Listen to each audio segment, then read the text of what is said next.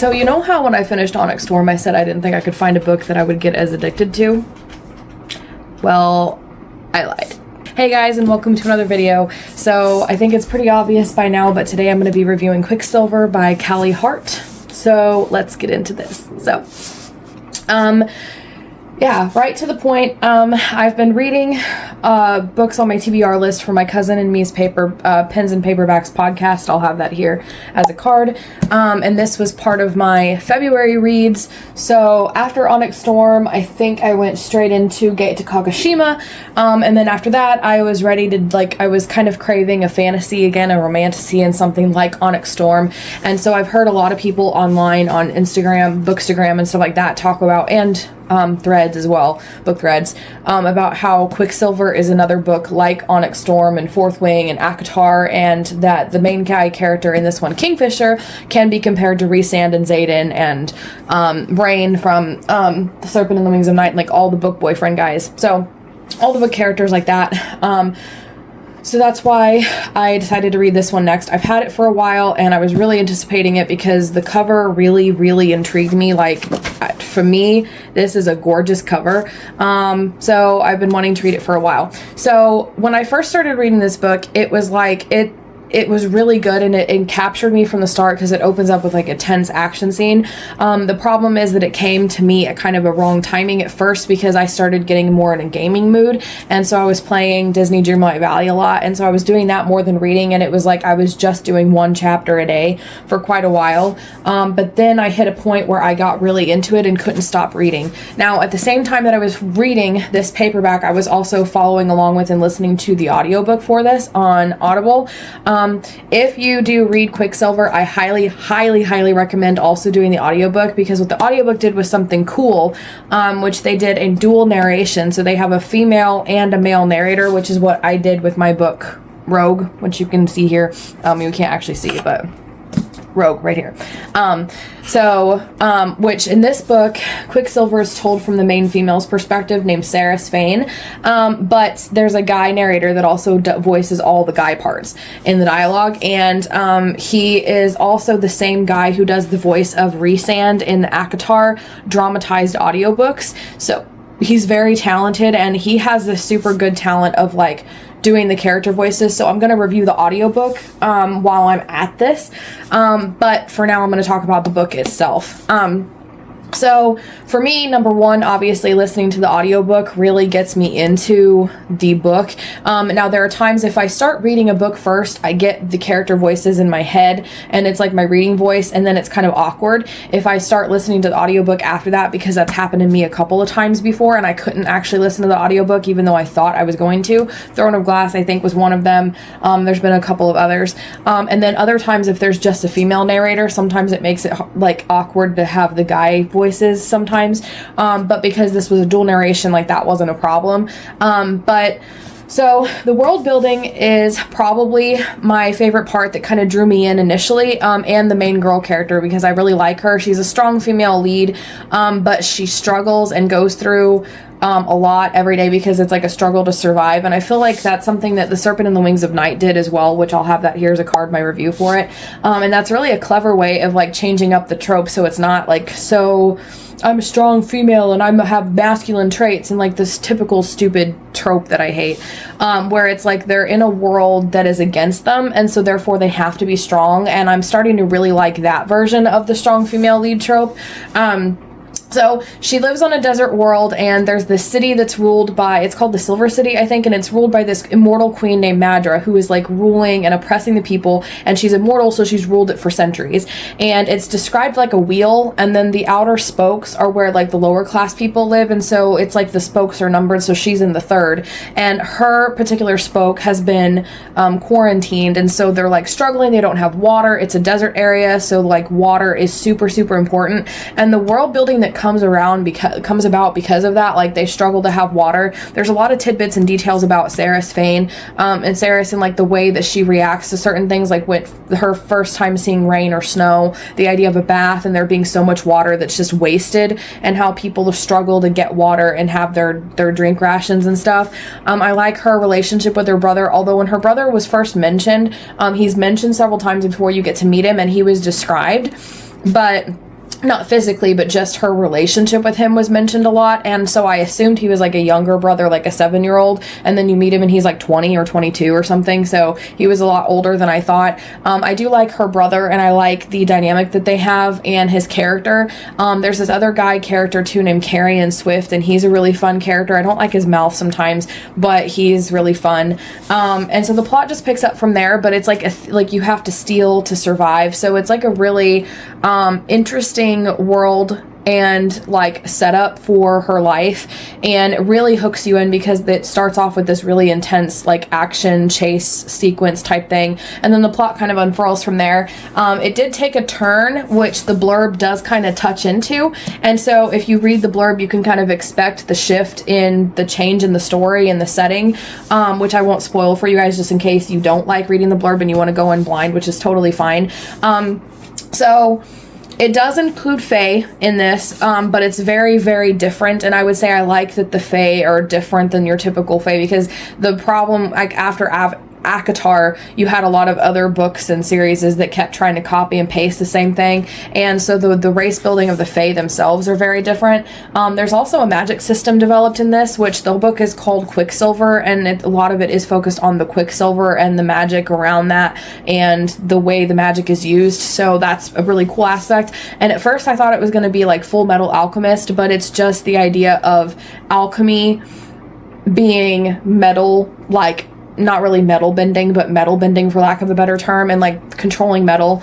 And it's done, later on you find out that it's done in like a realistic way, so there's a lot of forge scenes, which my husband is big on forging and he likes that. He's passionate about it. We watch a lot of Forged in Fire, so some of the forging scenes were a little unrealistic. One that stood out that was like, to me, was the biggest issue was this scenario and moment. It's not going to spoil the plot or anything, but she was basically supposed to forge the sword, and it mentioned that she folded the metal 1,000 times and that she was in the forge. And so given the world building, they have hand tools, and so I talked to my husband to confirm that it was not realistic, because she did it in like a single setting without a break, and it was like at 11, it didn't say specifically, but it was like night and day, so it was like 12 hours at the most. And so my husband was talking about how he's heard of instances where like you could do, this one guy managed to do 400 folds in a whole day, but that's with all of his power tools, and it was exhausting and stuff, and you have the risk of like folding the metal too many times, and so if one fold breaks, the whole sword is ruined and you have to start over. So it was very unrealistic, but it didn't deter my enjoyment of it. I was like, oh, 1,000 folds, that seems a little unrealistic, and she didn't have enough time to do 1,000 folds. It would have taken her a couple days to a week to do that. And so the thought crossed my mind. I suspended belief and kept reading, so it wasn't enough to dock a star or make me angry or upset. It was just like, oh, okay, that's unrealistic, but whatever kind of thing. So I would say I love Saris. I've already talked about the strong female lead and how I like her. The side characters in this book really, really stand out. And for me, like in Fourth Wing, for example, I don't like Rhiannon, who is like the best friend character. And there's a girl character who kind of fulfills that role a little bit in this book called Everlane. And I really, really like her. So if I don't like the girl best friend, it's a little disappointing. Again, like Rhiannon in Fourth Wing, I just don't like her. I don't know why, but I don't. Everlane is really sweet, and she comes off as really soft-spoken and formal, and I really like Everlane's character. She's just really sweet and just really fun to read, and she's fun to have in the scenes, and she's kind of like the person who's there for Saris after the plot kind of picks up and happens. There's a lot of like male warriors in this, so we get to kind of know some of the warriors. There's a Riddick / Cassian-like character. If you've read Fourth Wing, it's Riddick. If you've read ACOTAR, it's Cassian. So there's that kind of character in there, and I like him. And then there's another one, so there's a lot of good male warriors in this that are built up. They each have, especially the other one, I can't remember, it's like Leah, it starts with an L, but his backstory is really, really good and really intense. And the male voice in the audiobook does such a great job of making each voice very unique. Kingfisher, we're going to talk about the main guy character. Kingfisher is basically similar to Rhysand from ACOTAR and Xaden from Fourth Wing. And I would say Rain a little bit from The Serpent and the Wings of Night, in that he's a leader. He has dark magic, like shadow kind of stuff, magic, and he has a lot of secrets and really big epic tortured past that we're trying to find all the secrets and figure all the things out, which is literally what I like to read and what these books kind of do, and is the male love interest, so same thing. But I would say if you've read ACOTAR, he has a lot of Tamlin's negative and toxic traits. The difference in that one is that in ACOTAR, spoiler alerts, Feyre and Tamlin are not meant to be together, and she's meant to be with Rhysand, and in this one is like Kingfisher and her, you know, they're kind of the main couple. So it's a little different, but he still has a lot of toxic traits. If you guys have read Twilight, in Eclipse, when Edward gets really possessive over Bella, there's kind of some of that traits in there, but it's not like, it's different because in that one Edward's protective of Bella because he loves her. In this one it's at the point where they don't love each other yet, and he's just possessive in a different way. Controlling is a better word, but it reminds me of that. So he has all of these toxic traits, and their romance is not an enemies to lovers because they're allies, but they hate each other. So it kind of gives you those vibes, and they constantly go at each other's throats. And it's a slow burn as well. There is a lot of spicy talk, which is different because usually in these books I warn you guys like, hey, there's spicy scenes, which there is. There's a lot of spicy scenes. There's like, I want to say 3 or 4 main ones, and then there's like 2 or 3 like make out spicy scenes that get spicy without actually like getting spicy, if you know what I mean, but they're still there, so I still would like to warn you guys about them. But there's a lot of spicy talk, and that's the one thing I don't like about Kingfisher's character, is that at times he gets really spicy when he talks and stuff, and then in certain moments he gets really toxic.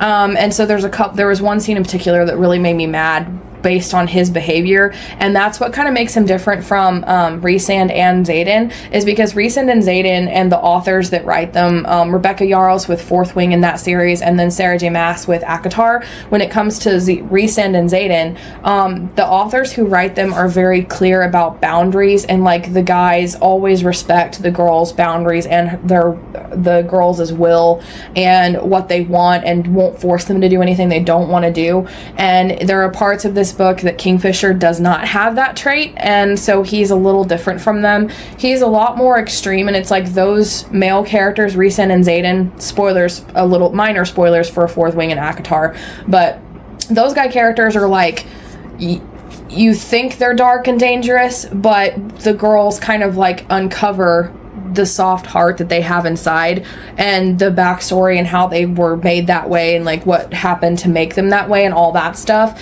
And it's like the world sees these evil guys, but like the girls see something different.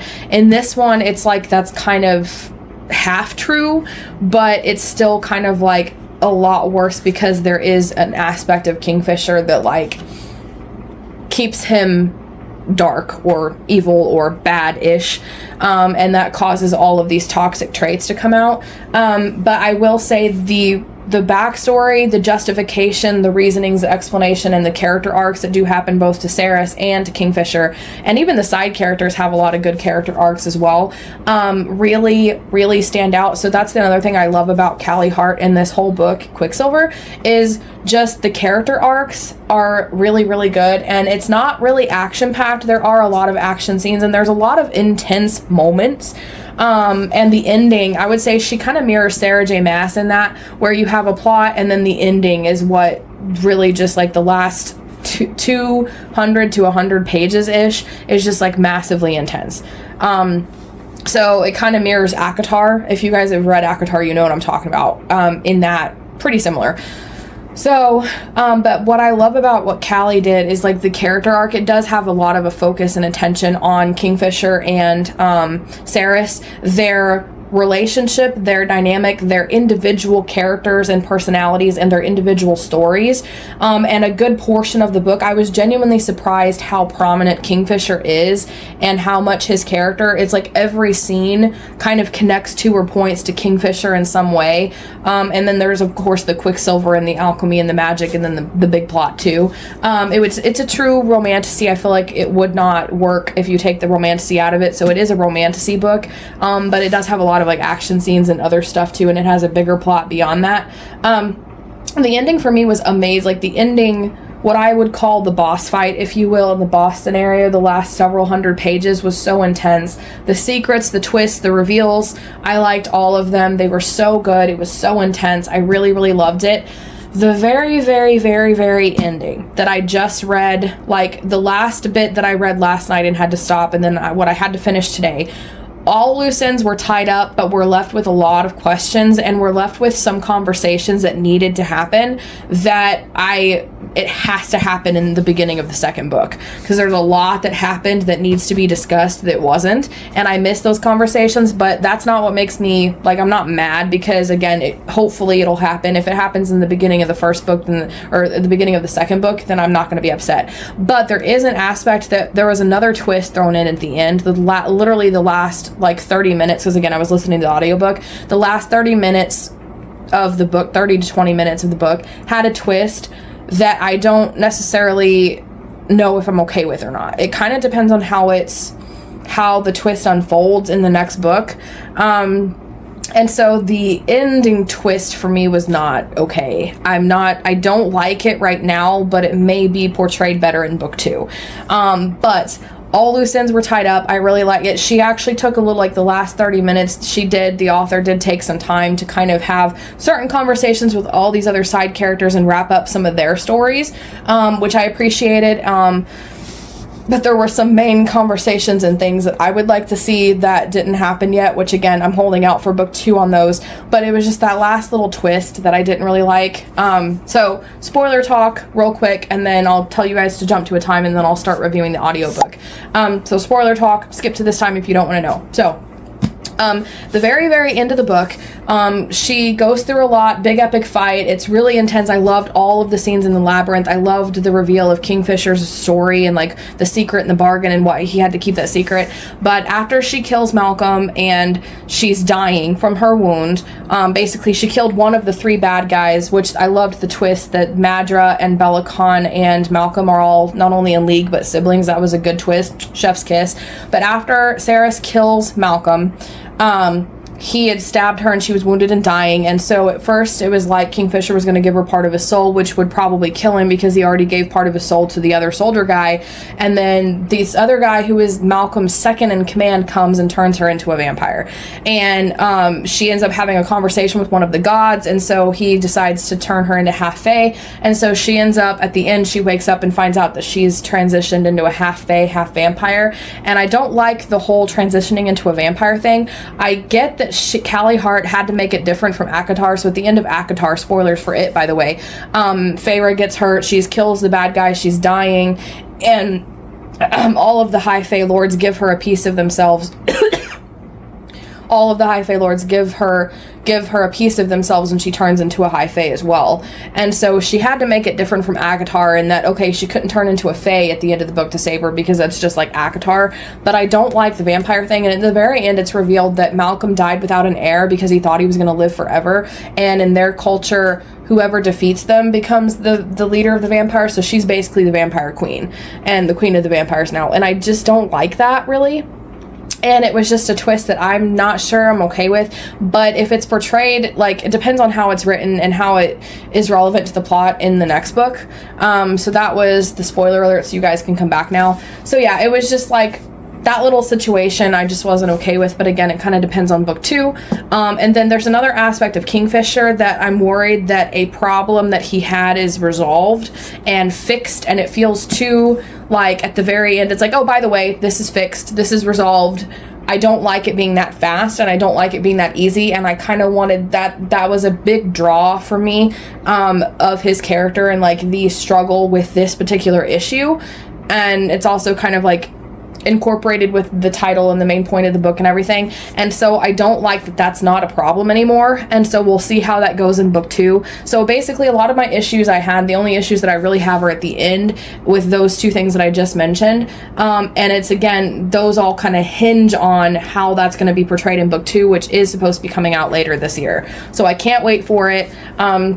For me, I loved Quicksilver. It's definitely a 5-star read. It drew me in. It really hooked me. I found myself craving it, thinking about it during the day. Like I mentioned with Onyx Storm, it's like, you know, you have a good book when it makes you feel a lot of emotions and like many different emotions, and also when you're thinking about it in random times throughout the day and you're like, I want to read, and you can't, you have to wait.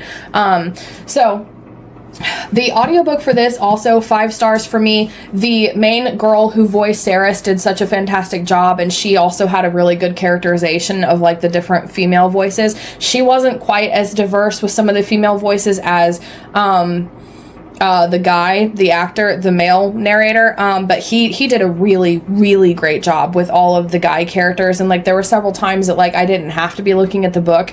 I could hear their voices and I could tell who was which character was talking, and I could tell the difference based on sound alone. And that's when you know you have a really, really good narrator. I did hear several mistakes. There was some parts at the end that was talking about some time, and it was supposed to be like 100 years, and there were 2 instances of it, and it changed. It was like the audiobook said 52 and it was supposed to be like 110 or 102 or something. So I don't know if sometimes it happens where like the audiobook, like the book is either revised or edited and the audiobook doesn't get changed with that, and I assume that's kind of what happened there. So it's not really a mistake, it's just not necessarily even with the book, with the paperback, which if you're not doing what I'm doing then you wouldn't notice. So for me that's not really going to dock a star, but I did find those mistakes in there. Also, writing wise, I didn't really find too many mistakes in Quicksilver. Like nothing stood out to my editing brain, and nothing really like really stood out to me. If anything, like the only mistakes I heard was with the audiobook, where again, like the number one was the 2 instances, and there was a couple other instances where it was just like one thing was slightly worded differently, like a sentence was just worded differently in the audiobook than what I read in the book, which is again fine. It didn't bother me. It was just something that I did hear. So yeah, and the characterizations in the audiobook was so fantastic, and it's not a dramatized audiobook, it's literally just an audiobook, dual narration, which was a really great choice, because a good portion of the book, not only is there a lot of male characters, but Kingfisher is a huge focus point of the book when you get there, along with the other side characters and stuff. And so I feel like it was a really, really great choice to have the guy voice him. There's also an aspect in this where there's like, I won't spoil it because it's really important to the story, but certain times requires like voices to be overlaid on top of each other, and they did a really good job with that. It made it sound like the way it was supposed to be, and so that was also really nice as well. So overall, 5-star read. I enjoyed reading Quicksilver. Have you guys read it? If so, what did you think? Let me know in the comments below what you think of this book, and if you haven't read it, you should definitely read it. Just be wary. A lot of spicy scenes, a lot of spicy talk. They're skippable. So yeah, you just gotta kind of be careful and watch out for them. The spice talk is a little hard to skip because it's in the middle of other dialogue that's kind of important sometimes, so that may be a little tense for some of you guys, but overall, really good book. Loved it. What do you guys think? Let me know in the comments below. If you liked this video, please be sure to give it a like and subscribe for more writing and reading videos every Monday, Wednesday, and Friday. And in the meantime, if you enjoyed my review of Quicksilver, then check out my review of Onyx Storm. I really enjoyed it. It was another 5-star read that kind of took over my life, just like Quicksilver, so you don't want to miss it. I loved it so much, and yeah, you definitely don't want to miss my thoughts on that.